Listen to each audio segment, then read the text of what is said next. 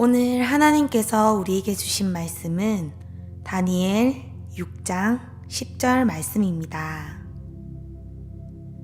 다니엘이 이 조서에 왕의 도장이 찍힌 것을 알고도 자기 집에 돌아가서는 윗방에 올라가 예루살렘으로 향한 창문을 열고 전에 하던 대로 하루 3번씩 무릎을 꿇고 기도하며 그의 하나님께 감사하였더라. 아멘. 어떤 조사기관에서 20대 그리고 30대 1000명을 대상으로 설문조사를 했다 합니다. 나의 삶은 무엇에 의해서 좌우되고 있는가? 재미있는 접근이었습니다. 4위부터 보면은 이렇습니다. 4위는 내 삶은 운명에 의해서 좌우됩니다.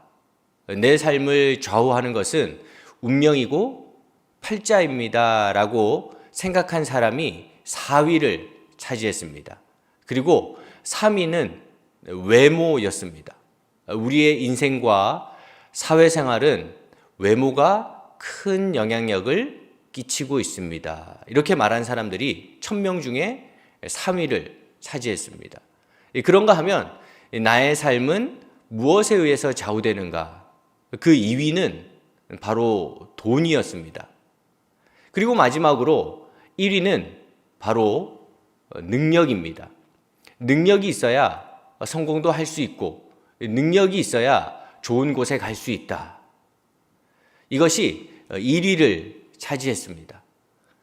각 순위마다 일리가 있고 또 분명 우리 삶에 영향을 끼치는 조건이라 할 수 있을 것입니다.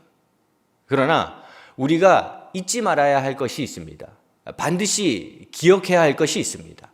이 돈이나 외모나 능력이 우리의 삶에 분명히 영향력을 끼칠 수는 있지만 우리의 삶 전체를 결정해 버린다거나 우리의 삶 전체를 좌지우지할 수는 없다는 것입니다. 오히려 우리의 삶에 가장 중요한 것이 있습니다. 무슨 일을 하든지 간에 가장 중요하게 생각하고 다잡아야 할 것이 있습니다. 그것은 바로 우리의 마음입니다. 우리가 어떤 마음으로 살아가느냐에 따라서 또 우리가 어떤 마음으로 우리 앞에 놓여진 상황을 대하느냐에 따라서 우리의 인생의 성패가 달려있다는 것입니다. 그래서 우리 성경 잠언서를 보면 이런 말씀이 있습니다. 무릇 지킬 만한 것보다 더욱 내 마음을 지키라. 생명의 근원이 이에서 남이니라. 오늘 말씀이 바로 그 이야기를 하고 있습니다. 위기의 순간 앞에서, 어려움의 상황 앞에서 우리가 가져야 할 마음가짐. 오늘은 우리가 너무나도 잘 아는 다니엘 이야기입니다. 우리가 이 다니엘을 보면서 항상 느끼게 되는 것은 하나님을 사랑하고 하나님의 뜻대로 살고자 하는 노력과 수고는 하나님께서 결코 땅에 떨어뜨리지 않는다는 것입니다.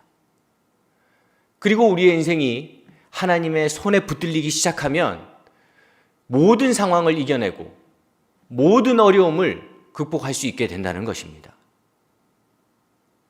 다니엘은 우리가 잘 알다시피 남유다 여호야김 시절에 바벨론의 포로로 끌려간 사람들 중에 한 명이었습니다. 그리고 다니엘이 포로로 끌려갈 당시에 그는 아직 보호받아야 할 한창 어린 소년이었습니다. 부모의 슬하에 있어도 부족할 나이에 포로로 끌려가서 어릴 때부터 눈물과 고난의 세월을 홀로 지내야 한다는 것은 이 어린 다니엘로서는 말할 수 없는 어려움, 말할 수 없는 고통이 아닐 수 없었습니다. 그런데 너무나도 놀라운 것은 이 다니엘이 그렇게나 어려운 길을 감에도 불구하고 가는 곳마다 하나님께서 특별한 은혜, 가는 곳마다 적시적소에서 가장 선한 은혜를 허락해 주시더라는 것입니다. 다니엘서 1장을 보면 비록 식민 정책이기는 하였지만 이 당시로서는 굉장히 발달된 그런 학문과 훈련을 받게 되고, 그리고 후에는 왕으로부터 신뢰를 얻고 또 인정을 받기 시작하면서 바벨론의 세 번째 총리까지 올라가게 됩니다. 어릴 적 이 바벨론에 끌려가서 포로로 살았었는데, 힘들게 살았었는데, 아무것도 없이 빈손으로 살아갔었는데, 그랬던 다니엘이 이 바벨론을 다스리는 세 번째 총리까지 되어버렸다는 것입니다. 그런데 다니엘의 이야기는 여기서 끝이 아닙니다. 후에 바벨론이 망하게 되는데, 바벨론이 망하고 난 다음에 다리오가 나라를 얻게 되고 메대라는 나라를 세우게 되는데, 이 보통은 나라가 망하고 난 다음에 왕이 새롭게 세워지면 이전의 나라를 다스리던 그런 관리들, 이런 관리들은 사형을 당하든지 대부분 쫓겨나는 것이 일반이었습니다. 그런데 성경을 보면 다니엘은 놀랍게도 새로운 나라가 생겼는데도 불구하고 거기서 쫓겨나는 것이 아니라 이번에는 전국을 다스리는 총리가 되고, 이 다리오가 망하고 나서 고레스가 다스리는 바사 왕국이 새롭게 세워지게 되는데, 다니엘은 그 순간에도 여전히 최고위급 관료직을 지내고 형통한 인생을 살아가게 되더라는 것입니다. 하나님께서 나라가 바뀌고 시대가 바뀌고 왕이 바뀌었음에도 불구하고 가는 곳마다 시대마다 하나님의 은혜가 넘쳐나게 해서 다니엘로 하여금 60년 이상 형통하게 하시고, 메대와 또 바벨론과 바사왕국, 이 세 나라에서 가장 형통한 사람으로 만들어 가시더라는 것입니다. 그렇다고 해서 이 다니엘에게 어려움이 없고 또 위기가 없었던 것은 아닙니다. 이 성경을 읽어보면 매 순간순간 다니엘에게 어려움이 찾아왔습니다. 매 순간순간 왕이 바뀔 때마다, 고관직에 올라갈 때마다 힘든 일이 찾아오고 어려운 일들이 찾아오기 일쑤였습니다. 심지어는 그를 미워해서 죽이려고 하는 사람들이 도처에 깔려 있을 정도였습니다. 그런데 놀랍게도 다니엘은 이 순간에도 무너지지 않고 오히려 매 순간 하나님이 주시는 그 힘을 얻어서 다니엘이 그의 사명까지 이루는 놀라운 결과를 만들어내더라는 것입니다. 그런데 이런 다니엘을 보면서 하나 궁금한 것이 있었습니다. 다니엘이 그 수많은 위기를 이기고 끊임없이 하나님과 교제하며 인도하심을 얻을 수 있었던 비결은 무엇일까? 그의 앞에 분명 인생에 수많은 장애물들이 있었는데, 이 수많은 장애물들을 이겨가는 동안 다니엘은 과연 어떠한 마음으로 그 상황들을 대했길래 하나님의 힘과 하나님의 능력이 그의 인생 속에 계속 있을 수 있었을까? 오늘 성경은 다니엘을 통해서 우리에게 이렇게 말씀하십니다. 끝까지 감사하라. 감사가 힘이고, 감사가 능력이고, 감사가 하나님과 교제하는 가장 빠른 길이다. 이 성경을 보면 이 포로로 잡혀온 다니엘이 오히려 너무 출세를 하다 보니까 다른 사람들이 이것을 질투하기 시작합니다. 그리고 이 질투하는 사람들의 마음속 그리고 머릿속에는 한 가지 생각밖에 없었을 것입니다. 아, 저 사람 이제 좀 망했으면 좋겠다. 어떻게 하면 실패하게 만들까? 어떻게 하면 망하게 할 수 있을까? 그러던 와중에 그들은 그야말로 이상한 법을 만들기에 이릅니다. 이 다니엘의 생활, 다니엘의 삶을 가만히 살펴보니까 이 빠지지 않고 하루 3번 기도를 하더라는 것입니다. 그래서 어떤 법을 만들게 되냐면 이제 누구든지 30일 동안 왕 이외에 누구에게든지 어떤 신에게든지 절을 하거나 기도를 하게 되면 그를 사자굴에 던지겠다는 법을 만들어낸 것입니다. 그리고 심지어 이 사실이 다니엘에게까지 알려지게 됩니다. 그런데 오늘 성경을 읽어보면 다니엘은 이렇게 무섭고 두려운 사실을 알면서도 놀라운 행동을 하게 됩니다. 그것이 바로 감사였습니다. 10절 말씀입니다.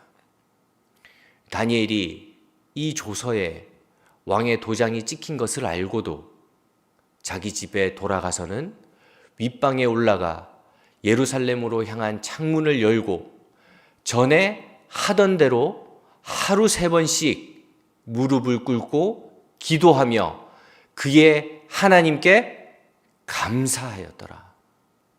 이 다니엘은 그렇게나 이상한 법이 만들어진 것을 알면서도, 그리고 잘못하면 자기가 이제는 죽게 될 줄 알면서도 무릎을 꿇고 계속해서 하던 대로 하나님께 기도를 하더라는 것입니다.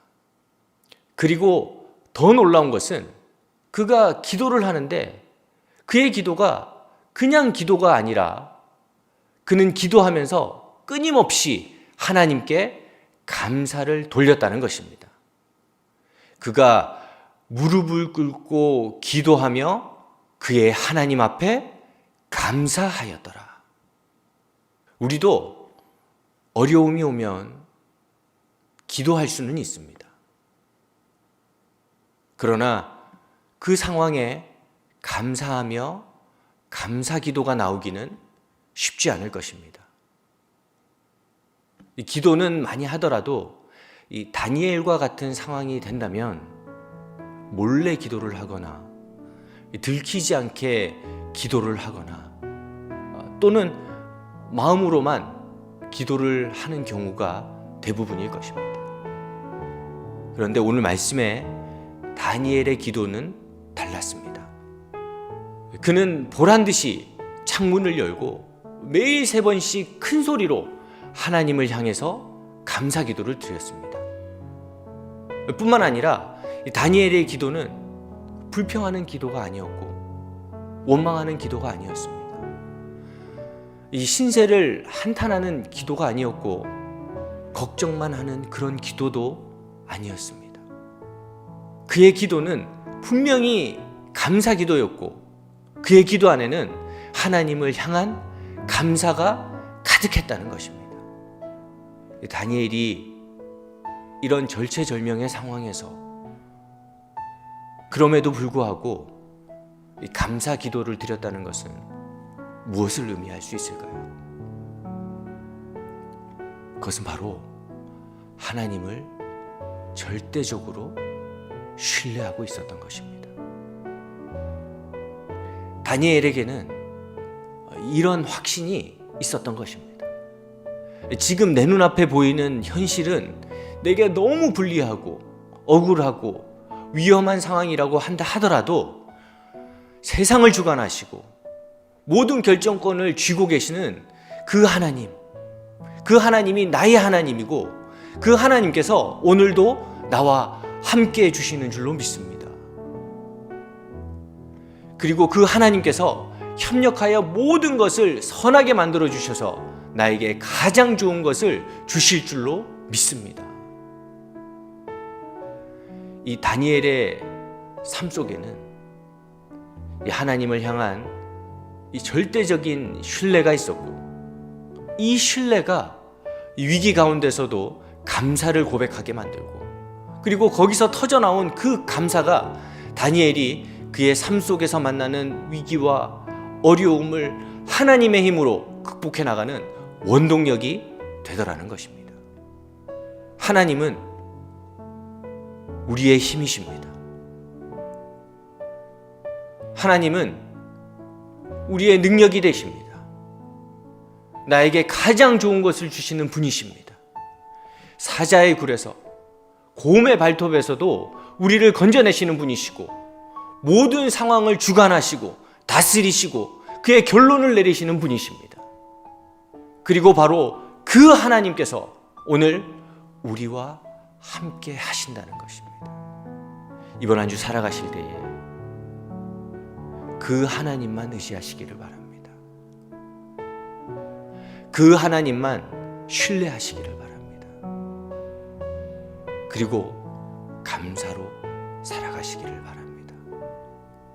이것이 우리를 향한 하나님의 뜻이고, 우리가 우리의 일상을 감사로 채워나갈 때에 굽은 길도 곧게 만드시고 죽은 것도 다시 일으키시는 그 주님께서 우리의 삶을 일으키시고 우리의 삶을 형통한 삶으로 이끌어가 주실 것입니다. 거룩하신 하나님 아버지, 은혜와 사랑을 감사드립니다. 오늘 주신 말씀을 통해 위기의 상황에 우리가 어떻게 살아가야 하는지를 가르쳐 주셨사오니 여전히 우리와 함께 하시고 모든 것을 주관하시고 다스리는 그 하나님만 신뢰하며 감사로 일상을 채워나가는 우리가 될 수 있도록 주께서 인도하여 주시옵소서. 예수님의 이름으로 기도드립니다. 아멘. 지금은 구주 예수 그리스도의 크신 은혜와 하나님 아버지의 무한하신 사랑하심과 성령 하나님의 놀라우신 역사하심과 교통하심이 모든 것을 다스리시고 모든 것의 주관자 되시고 모든 것의 결정권자 되시는 그 주님만을 신뢰하며 하루하루를 감사로 채워나가기를 다짐하는 하나님의 백성들 머리 위에, 저들의 가정과 생업 위에 영원토록 함께하시기를 간절히 축원하옵나이다. 아멘.